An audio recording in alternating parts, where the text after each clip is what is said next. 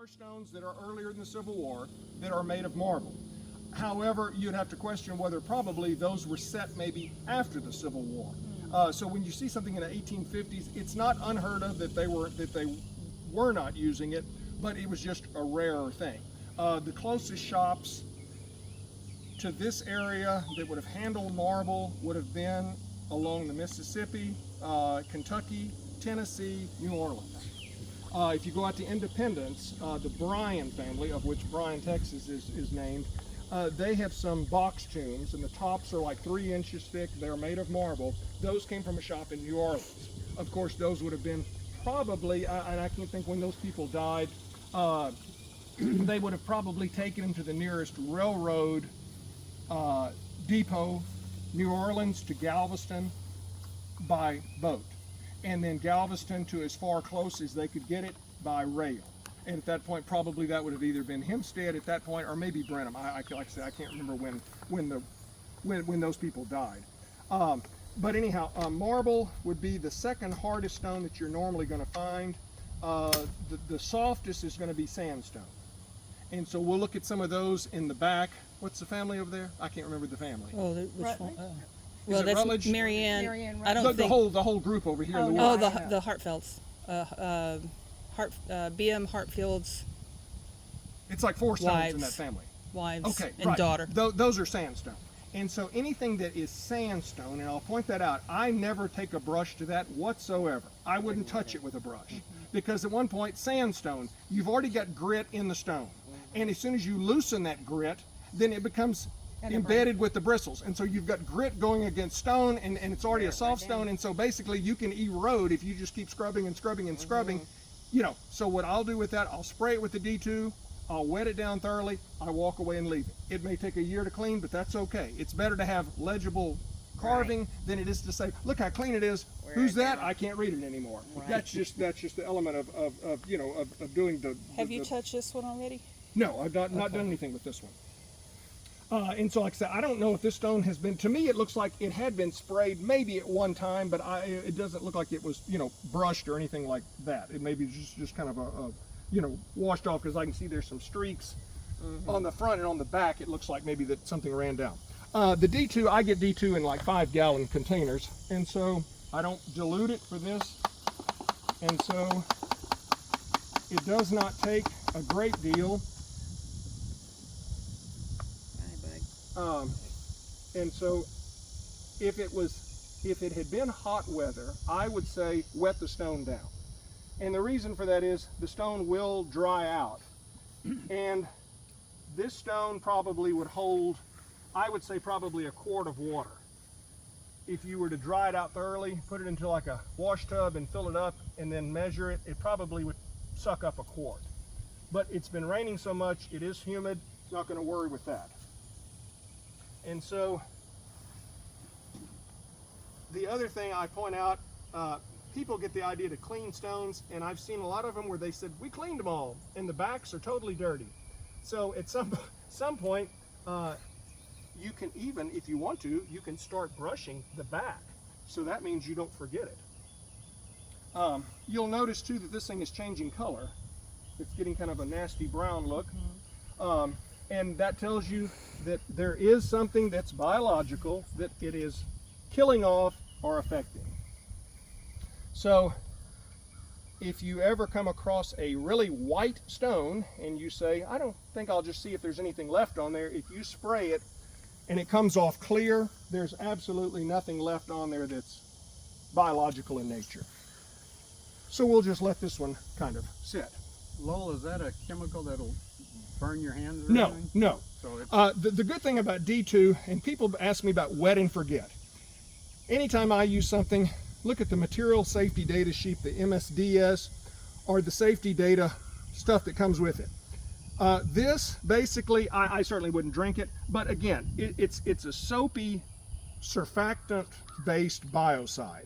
I'm not going to worry about that on my hands. It's slick, it's kind of nasty feeling, but anyhow, the wet and forget, if you read the safety data sheets, it says wear long sleeves, gloves, some sort of respirator, and eye protection. So whenever I do cleaning workshops and there's kids around, I think, great, just what that kid wants is rubber boots, a PVC hazmat suit. You know, it's only July. Well, you know, he'll be dehydrated and dead in an hour. You know, and so, you know, when you look at stuff that you have to worry about your breathing vapors and stuff like that, I stay away from that. Oh, yeah. To me, it also tells you that, I don't know, and wet and forget has never been tested by the government.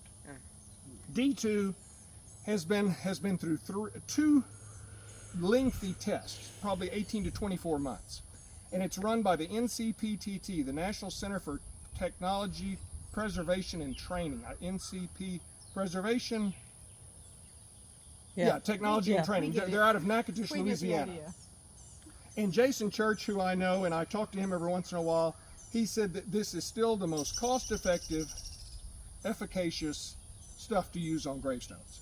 And there's also several others that are close, but the problem is you can only get them in 5-gallon containers. Most people don't want to spend $200, $220, $240 for a container, you know, for that, because you're not going to use that much. And so D2, they market it in quarts. You can get it in gallons, and then 5 gallons, and then 55-gallon drums. So, you know, it still is the most readily available, easy to use type thing. Now you'll notice when I come back and I spray this, you're going to see how this old brown is going to start running. You'll see how it kind of tracks down the stone. And so it's been sitting there about long enough. I think we can do some brushing. This stone is in good shape. It's hard. There's nothing crumbly coming off, and that would be one thing that you need to watch, and I think there's a couple here that I can show you.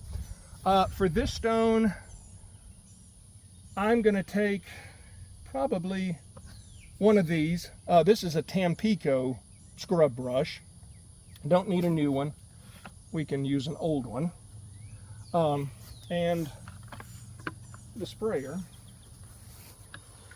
And if you're wondering about sprayers, I go through sprayers coming and going, at least one a year. And so I've had stainless steel sprayers that cost $140. That something else went out. The tank was perfectly good. The pump mechanism is what went out. And so I found this one. You'll find some of them have got a pop-off valve, which means when you pump it up to like 40 psi, it goes. I don't need that. I want it to be as much pressure as I can get it. And so this one I found at Tractor Supply. It does not have a pop-off valve, and I thought, well, I'll give it a shot. So it has worked so far. And you advertise Roundup. Right. And so, but you can see it's got enough punch to wash stuff off. So that's water. Yes, this is just water. And so I'll wet the brush down, maybe wet this down a little bit, and then we just start. And so you'll see that this brown starts to come off. And it's going to be nasty. That's why I've got long sleeves and long pants on, in case you were wondering. I'm not a nut that I wear long sleeves in the summertime.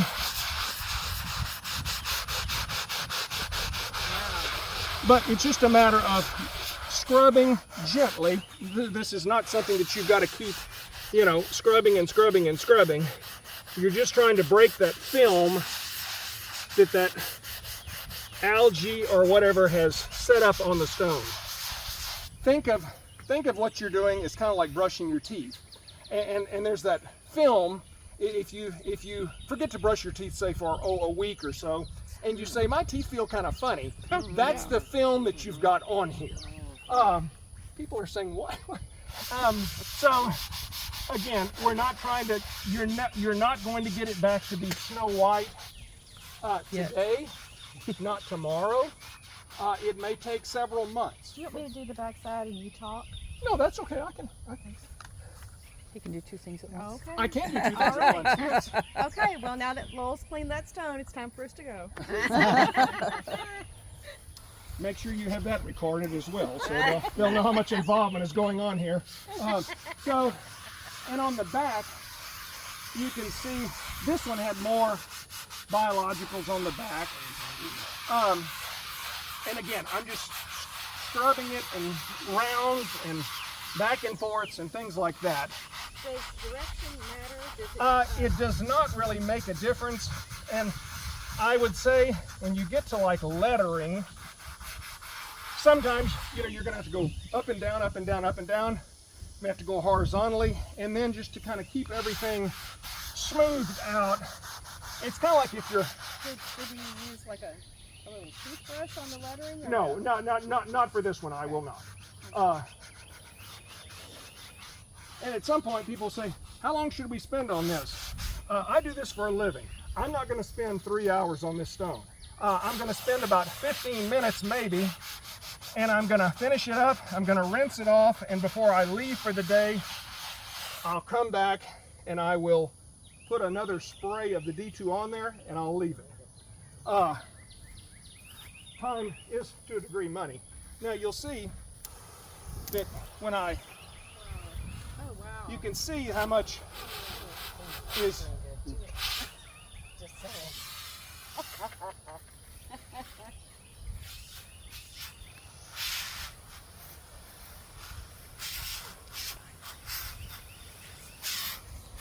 And if you clean in a cemetery that's shaded, like this one is for the most part, it's not going to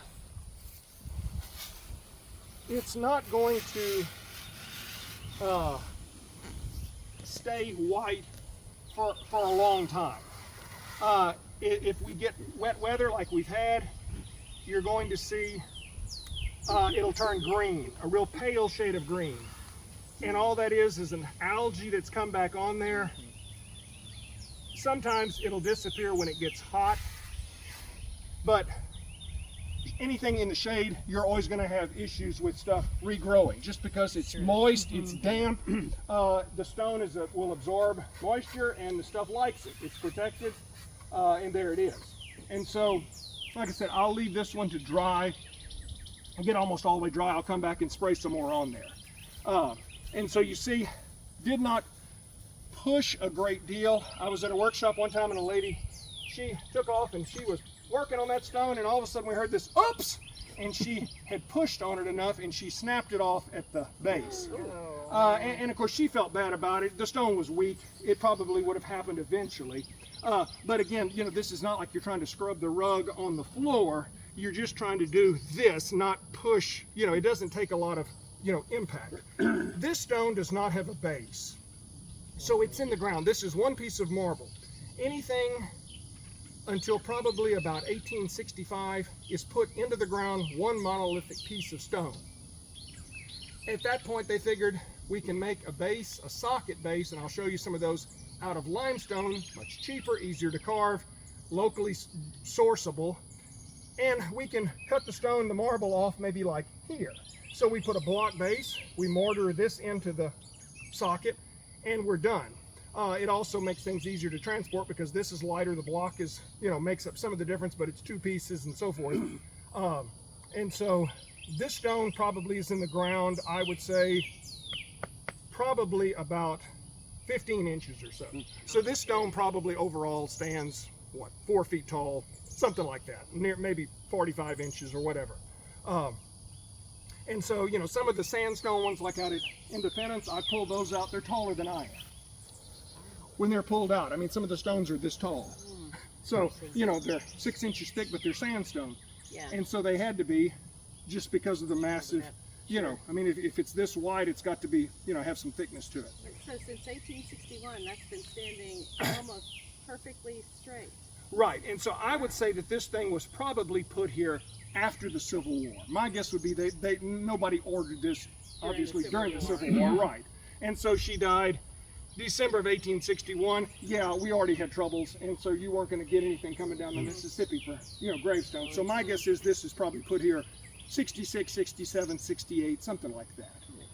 Oh, But still, to be as pristine and as erect as right, and that's a good piece of marble, and we'll look at some pieces. If you ever see marble that's white and it's got green, like light green swirls in it, that's not normally marble that has green in it is not good.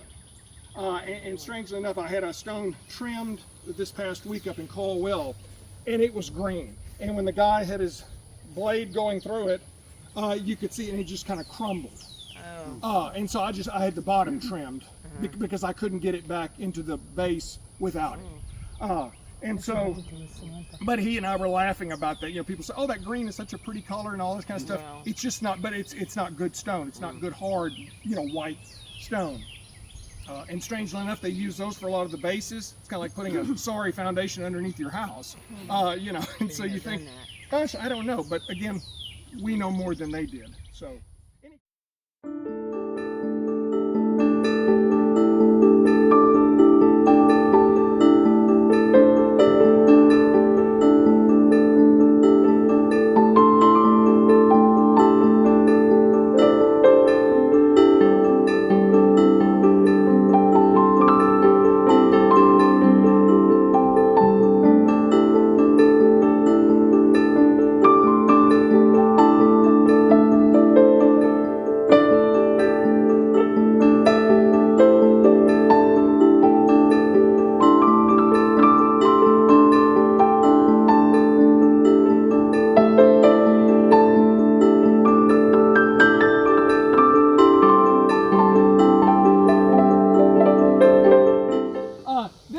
This is sandstone, and if you look, sandstones differ a great deal. Some you can see layers. When you get back to Washington County, there's a number of quarries for sandstone, and you'll actually see where you look on the top, you'll see the striations where the layers were laid up. This one does not show that, so it's a harder, more compacted version. Again, though, I would not touch this with a brush. Just for the very sake that it's sandstone, and you know, whatever you start, and a lot of times too, you can start a process that may take years to follow up with, and that's kind of what I always think of with brushing something. So this one, again, I'm just going to wet it down, and it's not going to change the appearance a great deal. It'll kill all this green that's on there, so it'll become more brown as it cleans. And so I guess the footstone, let's see, there's nothing yet. And you can see here, there's a layer right here. The layer, it's delaminating a little bit. And so if you were to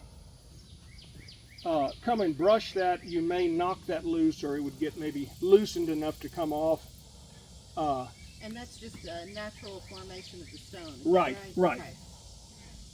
If, like out at Independence, the oldest stone at Independence Cemetery is from 1826. So we're 10 years before the Alamo. And it's of J.P. Coles' little daughter. And so when the stone was inventoried in the 60s by Nate Winfield, when he and his wife went around and did that book, you could read everything on the stone. Now you can't. And so what happens is, a lot of times, from the bottom up, the top will be in good shape, but from the bottom, it'll be like blistered.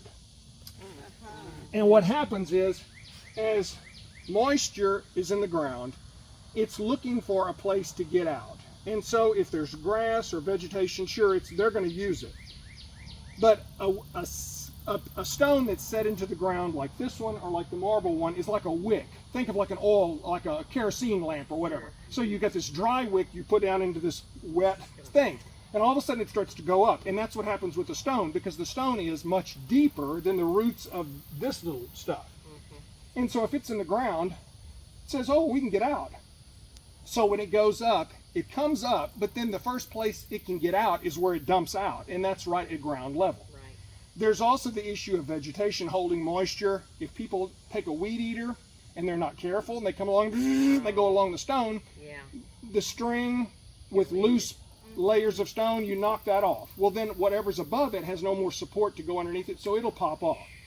And so when I reset all of Coles' family out there, I put it back into crushed limestone, which is like a 1/2 inch, 3/4 of an inch thick. So it's like end of your little finger. And so I dig it out, and I'll mark it, and I'll put like a 2-inch to 3-inch border all the way around it. I put it on crushed limestone in the bottom, and then I set it back, make sure it's level and plumb, and then start filling in, tamp it down, fill some more, tamp it down, and do that. It basically creates a buffer. that keeps the moisture at bay. Now, some of the soil is going to wash in there, but it's certainly never going to be like it is when you pull it out that it's touching.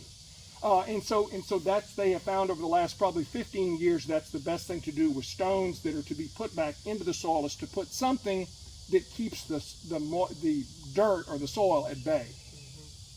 You can use, like, there's some fabrics and so forth, but unless you can sew the fabric, it's hard to make a bag that that you can put that stone, into, kind of like a sleeve, basically, whatever. It's that permeable stuff. Yeah. And so, like I said, I don't even fool with that. I just carry the rock if I know what I'm going to do. Like when I do the large white one there and the broken one, when I reset those, I'll just bring, 4 or 5 bags of the crushed rock, limestone, back out here, and I'll do both of those, at the same time. Cool.